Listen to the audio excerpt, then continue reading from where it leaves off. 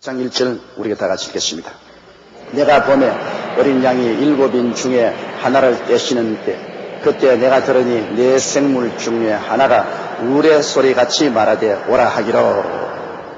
자, 이제 어린 양 예수 그리스도께서 보좌 앞에서 땅 무르는 역사를 시작합니다. 7 인봉 중에 하나를 촥 주님께서 찢었습니다. 그런데 네 생물 중에 한 사람, 즉 서랍천사 중에 한 사람이 큰 소리로 이리 오라. 오라는 것은 뭡니까?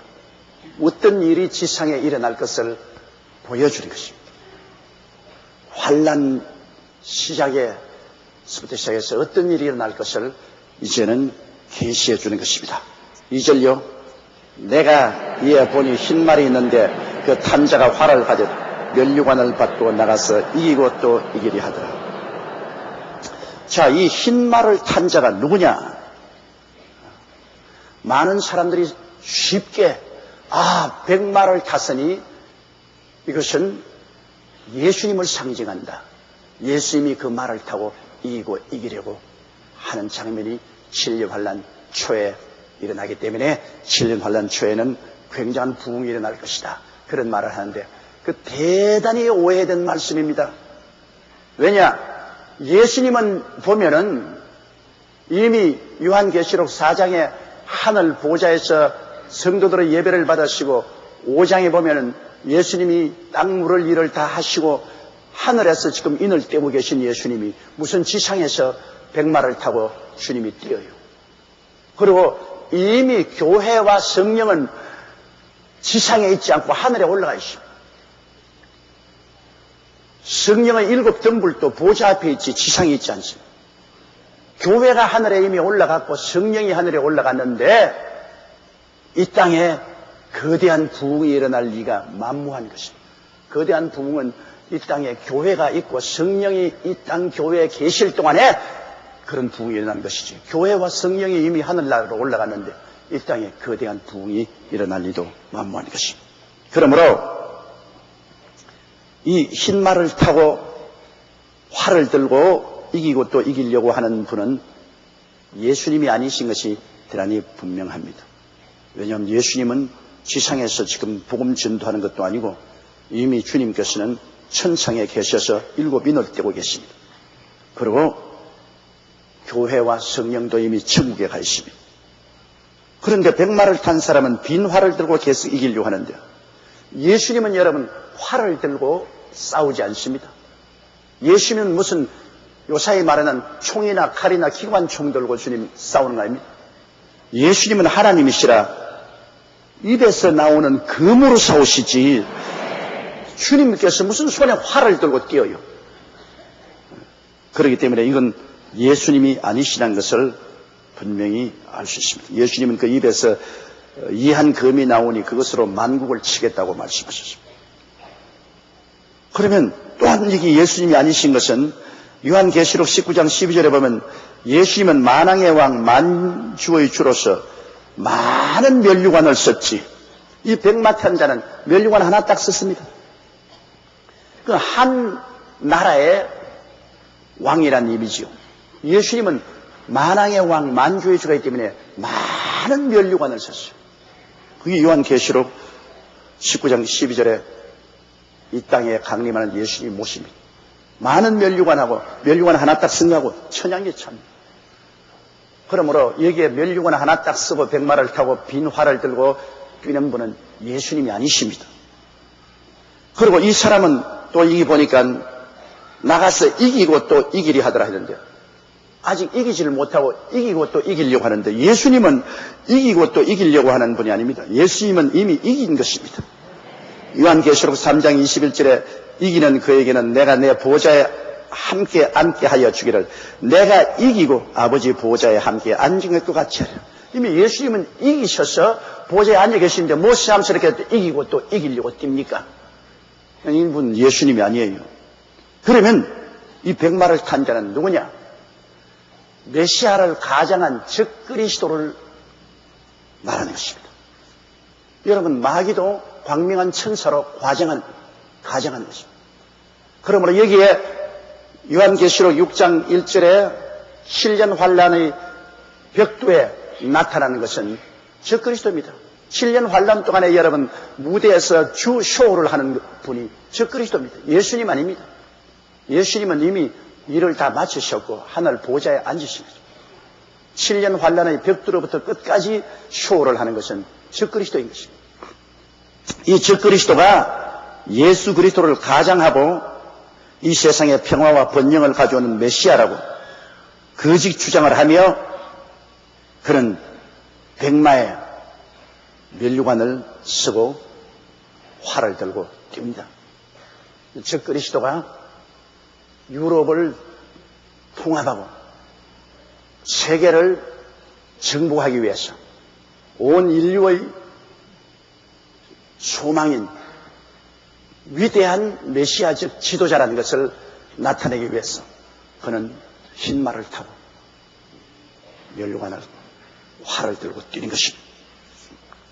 그런데 이 적그리스도가 오면은 온 세계가 환영할 것이라고 예수님이 말씀하셨습니다. 요한복음 5장 43절에 보면 나는 내 아버지의 이름으로 왔으면 너희가 영접지 아니하나 만일 다른 사람이 자기 이름으로 오면 영접하리라. 예수님은 아버지의 이름으로 자기 땅에 왔을 때 배척당했지만 적그리스도가 오면은 이 세상이 다 악한 자에게 쏘였으므로 이 적그리스도를 너희들은 환영할 것이라고 예수님께서도 친히 말씀하셨습니다. 그런데 이 적그리스도는 보니까 예수님 흉내를 내면서 백마를 타고 활을 가지고 있었으나 활살이 없어요. 여기 보니까 내가 이에 보니 흰 말이 있는데 그 탄자가 활을 가졌고 면류관을 받고 나가서 이거 하자는데 활만 가졌지 화살이 없어요. 여러분 빈 활 가지고 아무리 흔들어 봤자 별 소용이 없어요. 화살이 있어야 슬쩍 당겨서 사람 짐승을 쏘지요. 이것은 무엇을 의미하냐면은 적그리스도가 와서 무력으로 협박을 할 일이지 실제 무력 행사는 안 할 것을 표시합니다. 강력한 무력을 가지고 협박하죠. 공갈하죠. 실제 무기는 안 씁니다. 꼭 북한 김정일과 같습니다. 원자탄도 만들고 미사일도 만들고 온갖 화학 무기를 다 만들어 놓았지만은 그걸 가지고 우리를 협박하고 자유세계를 협박해서 쌀이나 돈 얻으려고 하는 것이지 실제 우리에게 못 씁니다. 왜냐? 실제로 썼다가는 우리도 큰 타격을 받지만은 북한은 없어져 버립니다. 그게 문제예요. 한 대 얻어맞는 때냐 없어져 버리겠느냐. 북한은 우리에게 한 대 때리면 우리도 턱이 삐뚤어져 나가요. 그러나 우리가 한 대 치면 북한은 죽어버려요. 그런 상황이니까 그 바보 아닌가 하면은 여러분 안 치웁니다. 그렇게 호락호락하게 그 사람들이 무력으로 우리를 통합할 수 있을 것이라고 생각하지 않습니다. 6.25 때 우리가 무방비 상태에서도 그들이 온갖 무력을 준비해서 막강한 군사력으로 쳐내려왔지만은 대한민국을 못 먹었습니다. 지금은 우리 한국도 굉장히 방위력이 강합니다. 거기에다가 미국까지 뒤에 딱 버티고 있는데 어디 와서 주먹 놀려요. 네. 그러니까 무력을 시위만 하지 싫지 않습니다. 적그리스도도 그것입니다. 활은 있으되 화살이 없어요. 무력을 시위는 하네. 실제 무력은 사용하지 않고 적그리스도가 유럽을 통합시키는 것입니다. 전쟁에서 통합시키는 것이 아니고 그런 강력한 무력 행위를 하면서 적그리스도가 놀라운 외교적인 수법으로 유럽을 통합합니다. 백마를 타고 활을 들고 이기고 이기려고 하더라. 실제 무력 행사는 안 하면서도 협박을 해가면서 그런 이기고 또 이겨서 유럽 통합을 완성시키는 것을 말하는 것입니다. 그런 탁월한 정치가요 모략가로서 정치적 수완과 모략으로 옛 로마 판도인 유럽을 거의 손에 완전히 집었습니다. 지금 우리가 벌써 보는 것처럼 유럽은 이미 경제적으로 완전히 통합되어 이제는 1902년부터는 유로와 돈을 사용합니다. 한 나라 돈을 사용합니다. 이 돈을 같이 사용하면은 모든 경제와 모든 생활이 통일되는 거예요. 그다음 뭐 정치 통일은 눈으로 불을 본 듯이 뻔합니다, 여러분. 이제 1902년 내명년부터 유럽의 독일의 마르크화도 없어지고, 이탈리아의 리라화도 없어지고, 프랑스의 프랑화도 없어지고, 그런 국가식 단위의 돈이 없어지고 전부 유로화로 통일됩니다. 모두 다 한 나라 돈을 쓰니까 경제가 완전히 한 집안이 되어버립니다. 그러면 유럽의 경제적인 이익을 보존하기 위해서 유럽의 군대도 하나로 통일되고 정치도 하나로 통일되고 불을 번씩 화납니다. 이제 내명년이면 유럽은 완전히 경제 통일에 군사 통일에 정치적 통일이 이루어집니다. 그래서 유럽 연방의 지도자는 막강한 능력으로 나타날 것이고 그 유럽 연방 지도자가 적그리스도가 될 가능성이 충분하고도 남음이 있습니다. 나는 그가 적그리스도라고 지적은 하지만은 그가 적그리스도가 될 가능성이 충분하고도 남음이 있습니다. 그럴 정도로 강력한 지도자가 일어나게 지금 되어 있는 것입니다. 이분이 온 세계의 메시아로서 온 세계를 이제는 자유와 평등과 평화로서 번영하게 살게 했다고 주장하고 나와 그 곤모술수를 가지고 온 세계를 손아귀에 넣을 수 있는 충분한 능력이십니다. 통합 유럽은 막대한 군사력, 경제력을 가지고 있고 지리적 조건을 가지고 있기 때문에 통합 유럽이 경제적으로, 군사적으로, 정치적으로 세계를 이끌어갈 날은 이제 눈앞에 환하게 보이는 것입니다. 바로 여러분, 적그리스도가 이와 같이 나타나면은 제일 먼저 이분이 하는 일이 뭐냐 하면 이스라엘과 7년 계약을 맺습니다. 이스라엘과 7년 계약을 맺는 것은 다니엘서 9장 27절에 분명히 기록되어 있습니다. 한 왕이 와서 이스라엘과 한 일해 동안 계약을 맺고 7년 언약을 맺습니다. 그러면 무대가 다 이루어졌어요, 여러분. 이스라엘과 7년 언약을 맺겠다고 다니엘서에 예언하고 그것이 7년 환란의 시작인데 그 7년 환란의 주역되는 거대한 공룡 같은 나라, 옛 로마 판도에서 일어나던 그 유럽이 이미 가상적으로 통일이 된 것과 진배 없습니다. 1902년부터는 완전히 통일된 것과 한 가지입니다. 경제적으로 하나가 되므로 경제를 지키기 위해서 군사가 하나 되고 그것을 추구하기 위해서 정부가 하나 되는 것은 보진하죠. 아무리 늦어도 1910년 안으로는 유럽은 완전히 컴퓨터가 고장나서 그래요. 2010년 안으로는 완전히 유럽이 통일되는 것은 틀림이 없는 사실입니다. 나는 컴퓨터 고장을 한다고 초도 사가놓고 손정도 사는데 내 컴퓨터가 고장날 줄 몰랐어. 자, 그런데 그 유럽이 통합되고 유럽의 수반인 대통령이 나오건 수상이 일어나면 그가 적그리스도의 맹렬한 능력을 가지고 일어나게 되는데 그와 7년 계약을 할 이스라엘은 어떻게 됐습니까? 여러분, 이스라엘은 주 70년 만에 예수를 십자가에 못 박은 연고로 그 나라가 파멸되고 풍지박산되어서 2000년 동안 나라 없는 민족으로 세상에 방황하고 온갖 수모를 당하고 제2차 대결 때는 히틀러에 의해서 600만이 학살을 당하는 그런 비극을 겪었습니다. 그럼에도 불구하고 성경에는 내내 나라 없는 이스라엘이 다시 고토에서 독립국가가 되면 그때부터 말세 카운트다운이 된다고 너는 말했습니다. 말세 마지막 때 이스라엘이 다시 고토에 돌아와서 나라가 이루어진다는데 여러분, 참으로 한번 생각해 보세요.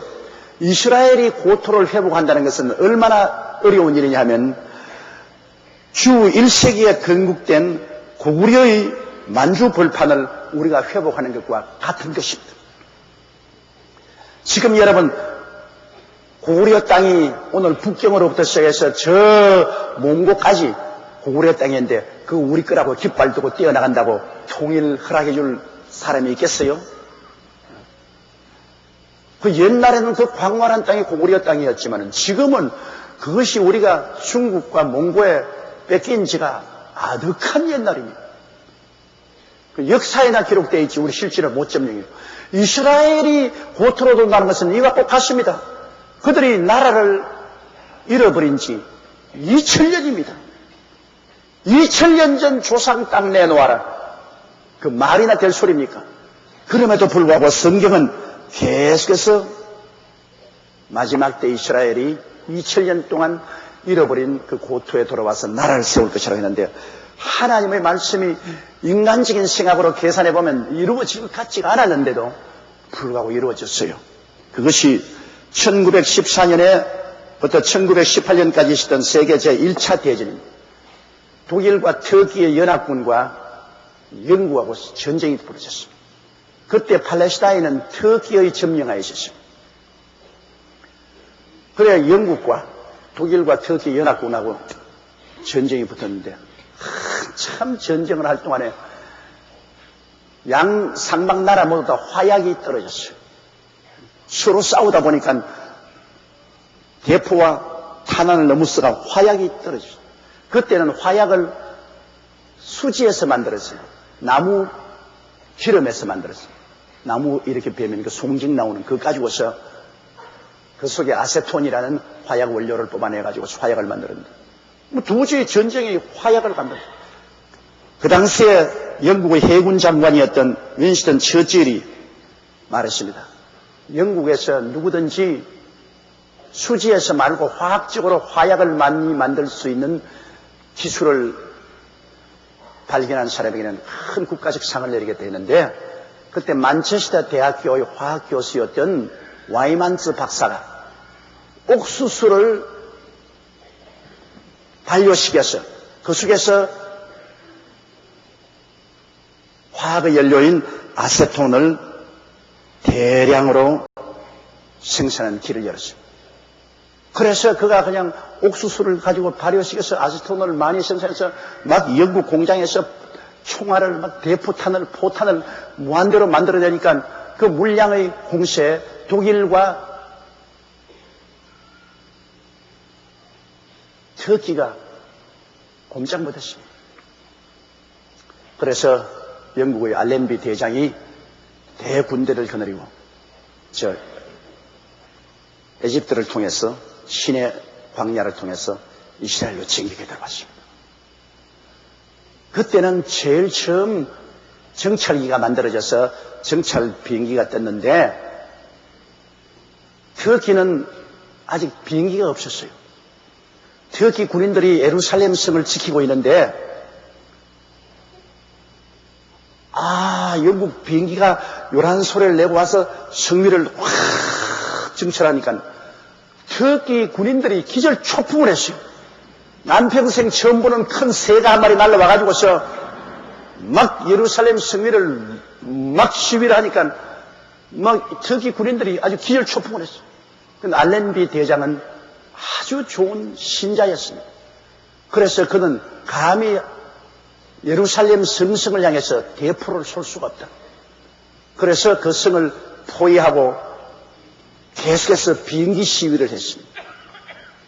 그러니까 이 터키 군인들이 다 달아나 버렸어요. 싸움도 안 하고 다 달아나 버렸어요. 그래서 총 한 방 쏘지 않고 알렌비 대장이 예루살렘을 점령하고 팔레스타인을 영국이 완전히 점령하고 독일과 터키 연합군은 1차 대전에서 패했습니다. 그래서 2000년 동안 잃었던 그 고토를 영국이 점령했습니다. 그리고 영국 왕실에서 이 와이만스 박사를 불러가지고서 당신이 절대적인 공로를 세웠으니 무슨 상을 줄까? 그러니까 그 와이스만스 박사 눈물을 흘리면서 나는 유태인입니다. 우리 고향 땅에 발을 디딜 수 있는 땅을 주옵소서. 그러니 뭐 이스라엘 백성이 점령한 땅이라 뭐 그 별 사막 같은 땅 가치도 없고 하니까 좋다. 와이만스 박사의 소원대로 이스라엘 예루살렘을 중심으로 한 팔레스타인을 이스라엘에게 넘겨주라. 그래서 그 당시에 영국의 외세에 있던 발포라는 외상이 발포 조약을 선포했습니다. 온 전 세계에 흩어진 유대인들은 팔레스타인에 돌아오너라. 팔레스타인에 자유로 이주하라. 발포 조약을 발표했습니다. 그러니 이게 얼마나 놀라운 기적입니까? 상상을 초월합니다.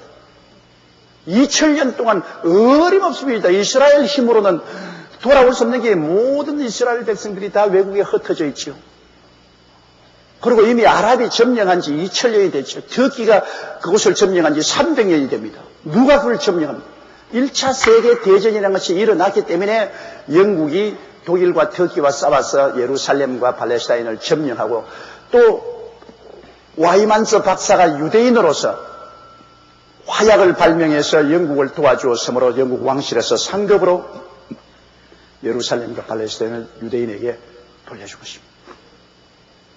그런데 유대인들이 안 돌아오잖아요.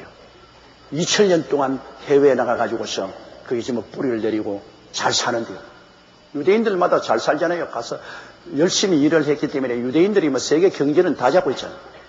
그래서 돌아오라 안 돌아옵니다.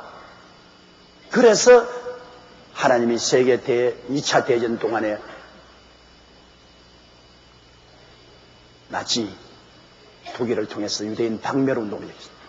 어마어마하게 유대인들을 잡아서 히틀러가 가스 체인바에서 죽여가지고서 머리는 뽑아가지고서 천을 짜고 몸은 녹여가지고 비누를 만들었습니다. 이렇게 어마어마하게 하니까 유대인들이 발붙일 곳이 없으므로 어디로 가느냐? 다 고토로 도망을 치고 오게 된 것입니다.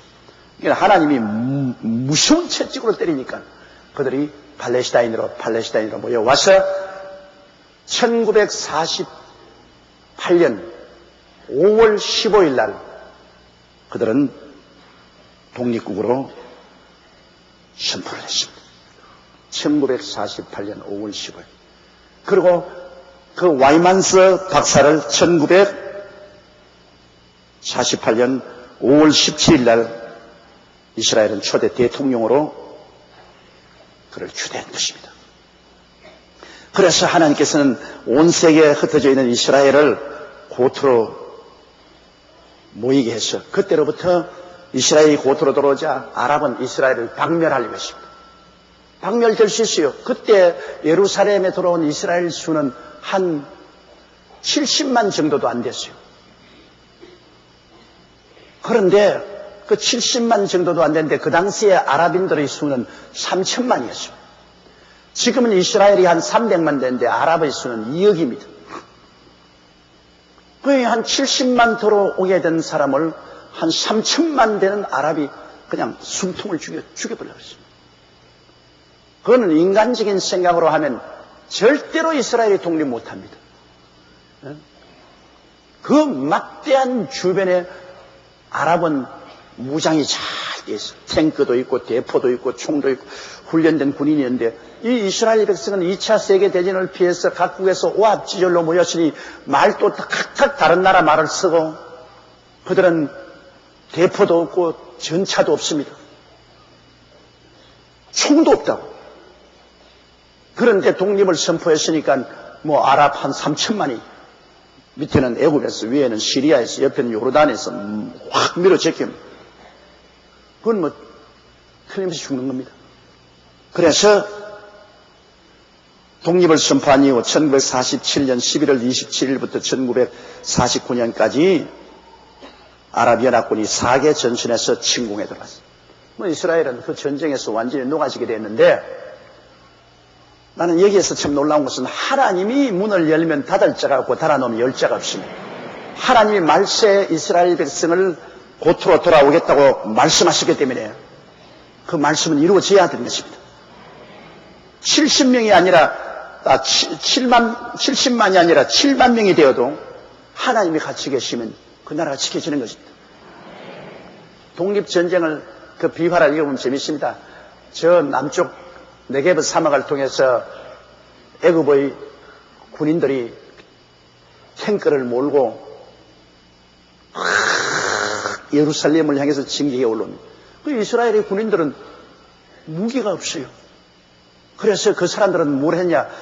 몰로토프 칵테일이라고 해서 맥주병에다가 휘발유를 넣어가지고서 거기다 심지를 붙여서 불을 붙여가 그걸 가지고 전차에 던지는 거예요. 여러분, 맥주병에다가 휘발유 넣어가지고 기름 붙여서 전차에 던지가 그게 무슨 싸움이 됩니까? 그런데도 불구하고 이스라엘 병사가 전차에 기어 올라가서 위에서 뚜껑을 열고 집어넣었거든. 그런데 밑에 있는 사람들에게 휘발유 병에다가 기름을 넣어가지고서 전차 뚜껑을 열고 집어넣으니까 뭐 안에가 뭐 완전히 뭐 불바다가 돼버려.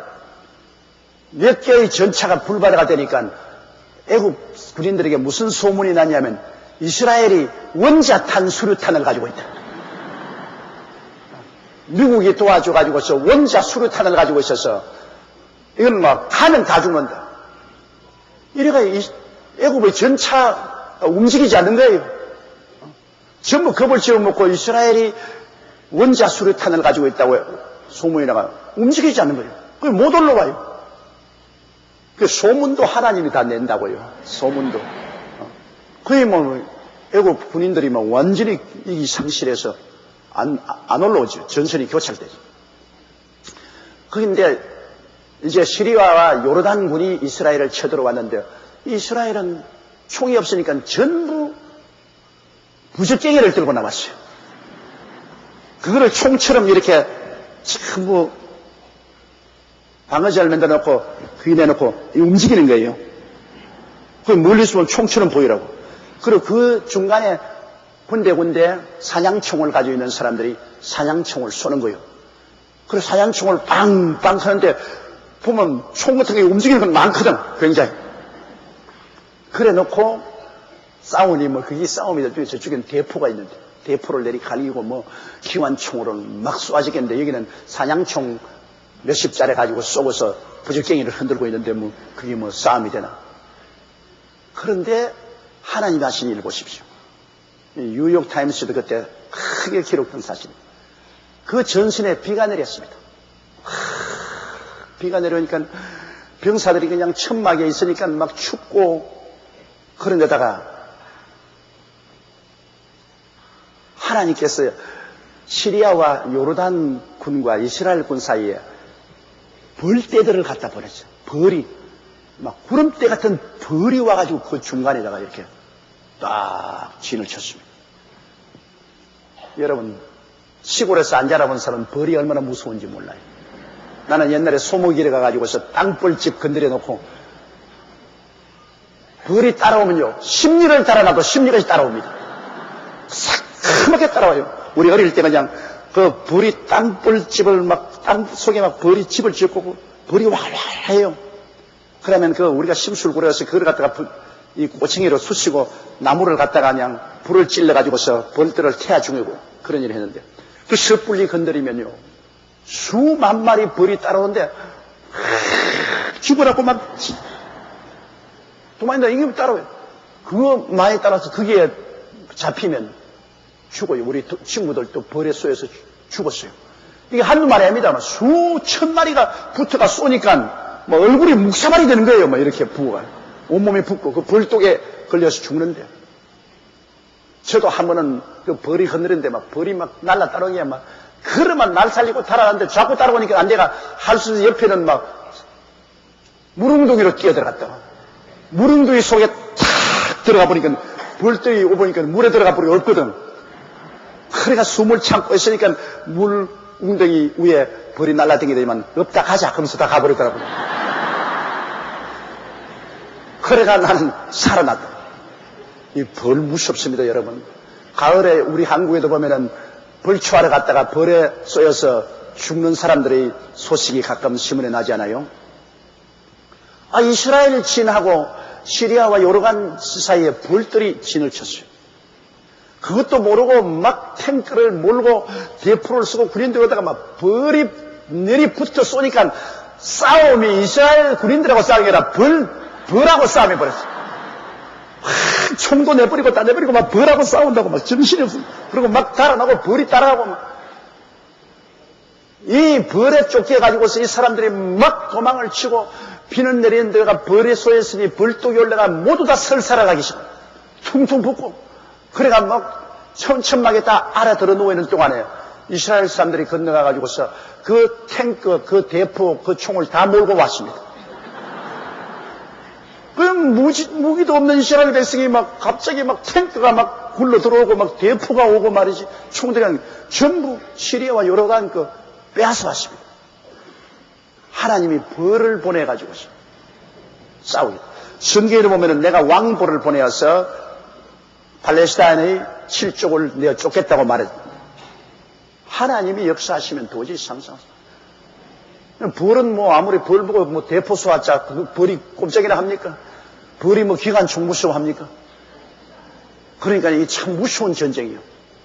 그래서 이스라엘이 거기에서 대량으로 무기를 놓여겠습니다. 탱크와 대포와 기관총, 총들을 놓여가. 그걸 가지고서 싸우니까 뭐 도저히 뭐 애국 군대도 뭐 요르단 시리아도 어떻게 할 도리가 없습니다.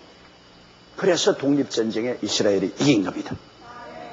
하나님이 같이 계시면 수가 작아도 하나님의 손길이 같이 계시면 이기는 겁니다. 전쟁은 야훼께로 말미암는 것이고 군대가 많다고 전쟁에 이기는 법이 없습니다. 하나님이 같이 계시면 이긴다 말이에요. 그 독립전쟁에 이기고 난 다음 아랍은 연합해서 계속해서 이스라엘을 지중해로 밀어 넣어버리려고 애를 썼습니다. 그것이 1956년 10월 29일부터 11월 5일까지 있은 시나이 전쟁인데요. 수에즈 운하를 에집트가 국유화 선언하고 이스라엘의 배가 수에즈 운하를 못 들어오게 차단시킴으로 에집트하고 이스라엘하고 전쟁이 붙었습니다. 거기에도 이스라엘이 또 이겼습니다. 또 1967년 6월 5일부터 10일까지 6.1 전쟁, 그 유명한 6.1 전쟁. 그 6.1 전쟁에 이스라엘은 압도적으로 이겨서 시리아의 고란 공원을 빼앗고 예루살렘 구시가지를 요르단에서 다 빼앗고 이스라엘은 강력한 국가로 일어나게 됐습니다. 상상을 초월합니다. 그러고 난 다음에 1974년 10월 6일부터 25일까지 욤 키푸르 전쟁인데 이스라엘의 대속죄일에 온 이스라엘이 다 일을 놓고 속죄일이니까 죄사함 받는 그 속죄 종교의식을 행할 때 에집트와 시리아의 공격을 받았습니다. 갑자기 급속을 받아가 그때 이스라엘이 위기에 처했습니다. 사람들은 그때 다 말하기를 이제는 이스라엘 망했다. 왜? 이스라엘 비행기가 날아가다가 에집트의 미사일에 맞아가 거의 다 떨어졌습니다. 그리고 시리아의 막강한 군대가 북에서 밀어내려오고 에집트는 수에즈 운하를 건너가지고서 막 쳐들어왔습니다. 이래가 이번에는 이스라엘이 졌다고 생각했습니다. 다른 사람들이 다 졌다고 했는데 나는 그때 미국에서 부흥회하고 있을 때 나는 절대 안 진다 두고 봐라. 왜? 이스라엘은 하나님의 예언적인 위치에 있다. 하나님의 시계다. 말세 이스라엘이 고토에 들어와야 말세가 된다. 그러므로 절대 안 진다. 그러니까 사람들은 웃기는 소리 하면 이번엔 졌다. 이스라엘 비행기가 다 떨어졌다. 이번엔 졌다. 그랬는데 그때도 도로 이스라엘이 일어나가지고서 수에즈 운하를 건너 오히려 카이로를 향해서 공격하는 그러한 지경까지 이르고 다시 전쟁에 이겼습니다. 그건 왜 그랬냐? 이스라엘 비행기가 다 떨어졌는데 어디서 전투 결승에 미국에 있는 유대인들이 얼마나 많습니까? 미국에 있는 유대인들이 미국 비행기를 이스라엘 국기를 그려가지고서 타고서 날라왔으니까 뭐 도저히 못지할 도리가 없죠. 그러니까 뭐 또다시 이스라엘이 이기고 말았죠. 이래서 계속해서 아랍 이역이 300만 이스라엘을 처음 무찌르려고 무수히 애를 썼지만은 늘 졌습니다. 번번이. 인간의 생각으로는 그럴 수가 없는데도 늘 져요. 그것은 하나님께서 마지막 때 적 그리스도를 세우고 이스라엘을 세워놓아야 7년 계약이 이루어지는 것입니다. 7년 계약을 하려고 하니까 하나님이 무대를 만들 수밖에 없어요. 그런데 오늘날 보세요. 유럽은 통합됐고 뭐 이미 유럽은 다 통합된 거와 한 가지입니다. 유럽은 통합되고 얼마 있으면 적 그리스도가 나타날 것이고, 그리고 이스라엘은 이제는 강력한 국가로 일어났습니다. 이스라엘은 이제는 무시 못해요. 왜? 이스라엘은 자체가 원자탄도 가지고 있고, 우리 한국조차도 이스라엘에서 만든 무기를 지금 국방부에서 수입합니다. 무인 비행기, 이스라엘이 만든 무인 비행기를 공중에 띄었어요. 비행기가 4시간에서 5시간 공중에 날아다니다가 목표를 향해서 자살 공격을 하는 이런 무기들.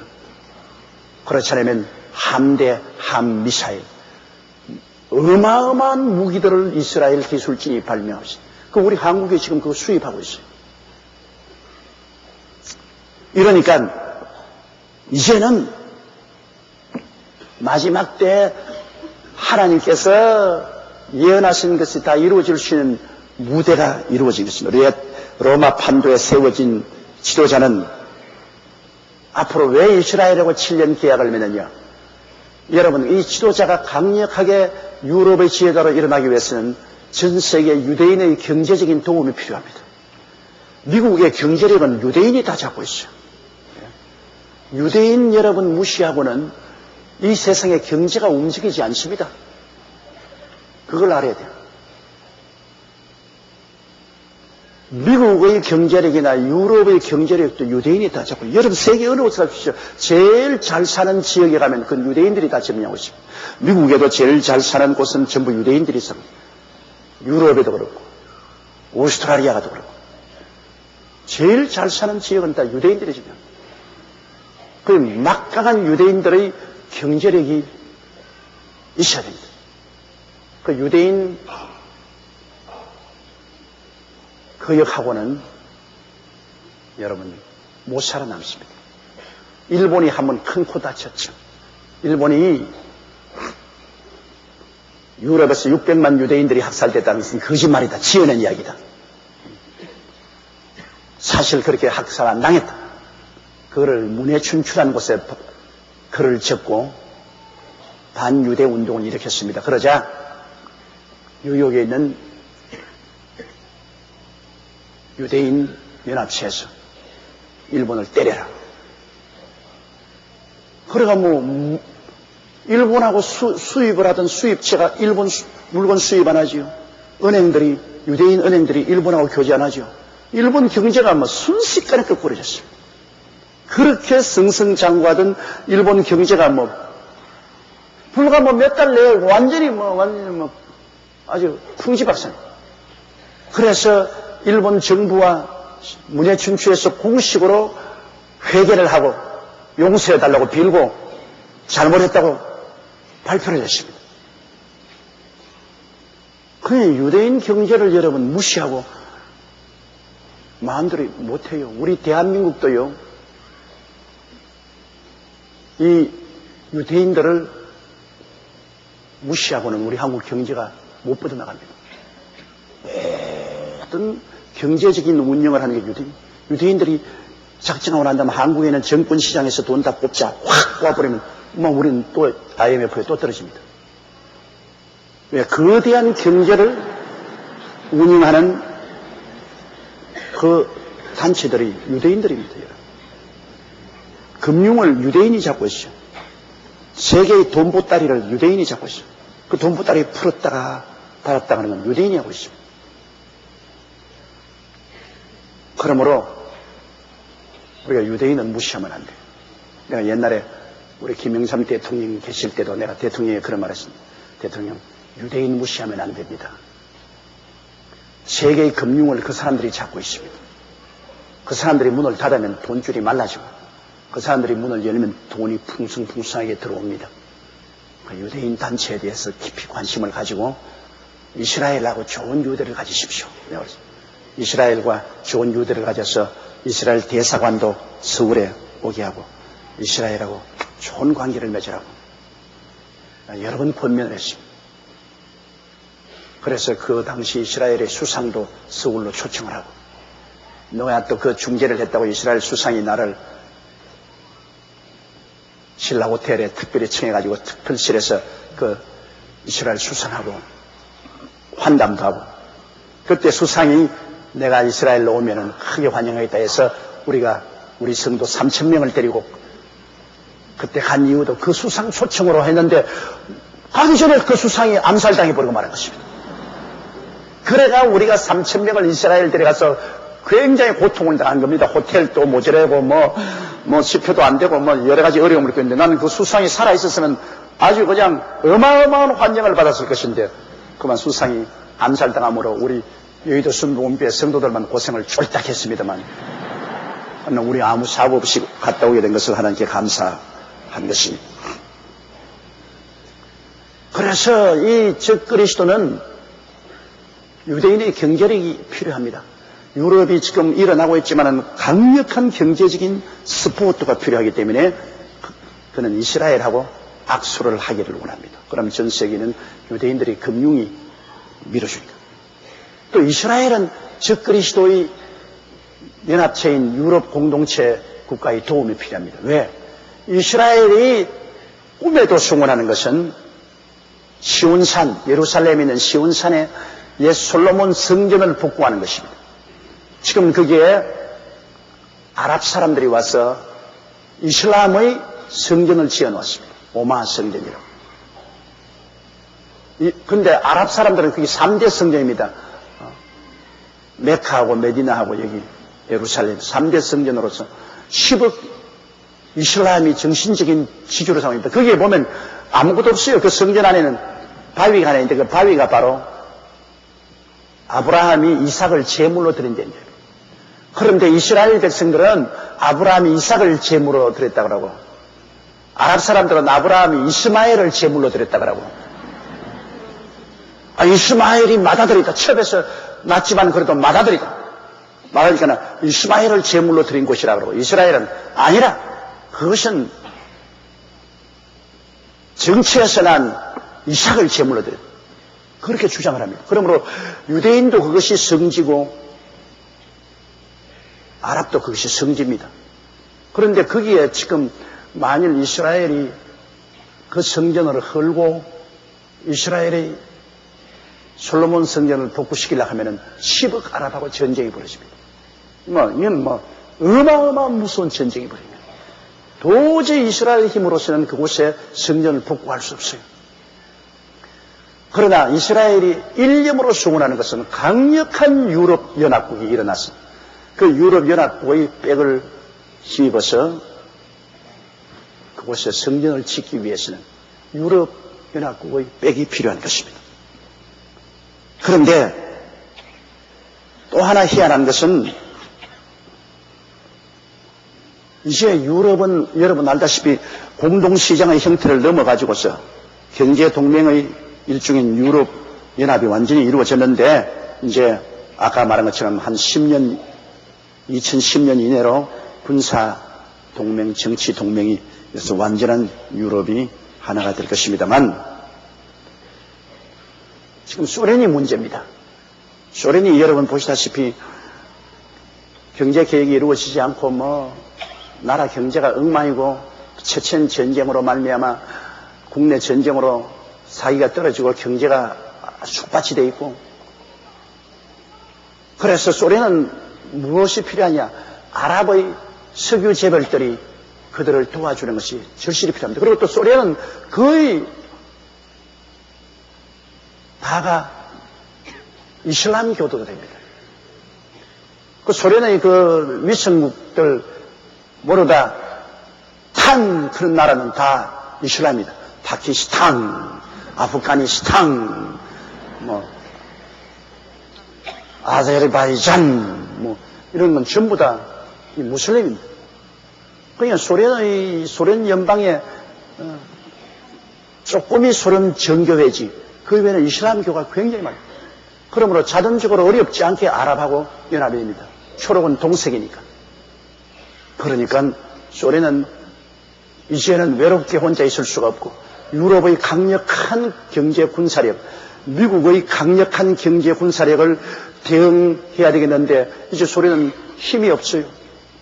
완전히 파산된 나라니까. 그러나 옛날에 잘 살던 또 폼은 잡아야 되고. 그래서 할 수 없이 소련은 이제 여러분 아랍하고 손을 잡습니다. 아랍의 석유 재벌을 떠나고 강력하게 손을 잡아 아랍의 맹주가 됩니다.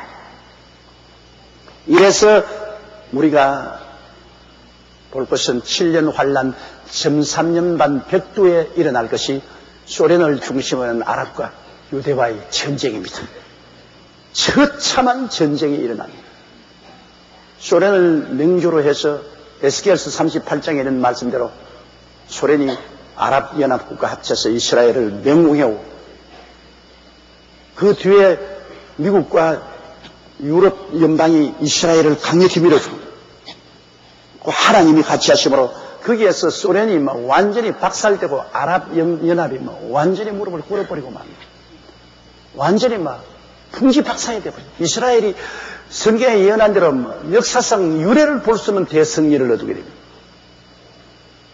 그 어마어마한 승리의 계가를 부르면서 미국이나 유럽 연방의 도움을 받아서 이스라엘은 시온산에 제5마 성전을 헐고 그곳에 솔로몬 성전을 세우게 되는 것입니다.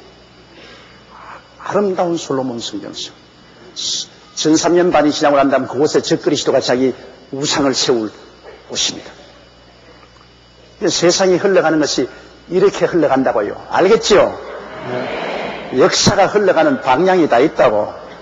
그냥 뒤죽박죽으로 흘러가는 게 아니에요. 역사는 이런 방향을 가지고 흘러가는 거예요. 그러므로 그 유나이티드 유럽 연방이 내가 말씀드린 것처럼 이제는 강력한 국가로 통합돼 가고 그리고 이스라엘은 유럽 연방과 손을 잡고 그 지위를 강하게 하고 소련은 아랍하고 연결해서 옛 영화를 다시 복구하려고 하고 그 배후에 이스라엘 배후에는 미국이 있어서 미국이 또 물심양면으로 협조를 하고 있습니다. 이 동방에는 어떻게 되냐? 동방에는 여러분 중국이 강력한 국가로 일어납니다. 중국이 강력한 정치 세력과 경제력을 가지고 중국이 일어납니다. 그래서 이제 동양에도 할 수 없이 미국은 미국의 남북을 도한 경제연합체가 되죠. 유럽 공동체가 있고 하니까 이 2000년대는 중국과 일본과 한국이 틀림없이 공동 시장이 됩니다. 살아남기 위해서 미국과 대결하고 유럽과 대결하고 살아남기 위해서는 중국과 일본과 한국이 경제 공동시장으로 되고 강력하게 결속돼 갑니다. 그 이후로 나중에 7년 환란 마지막 때에 유럽 연방과 중국과 전쟁이 벌어집니다. 그때 중국, 일본, 한국 군대들이 얼마가 동원되냐 합쳐서 2억의 군대가 유브라데 강을 넘어갑니다.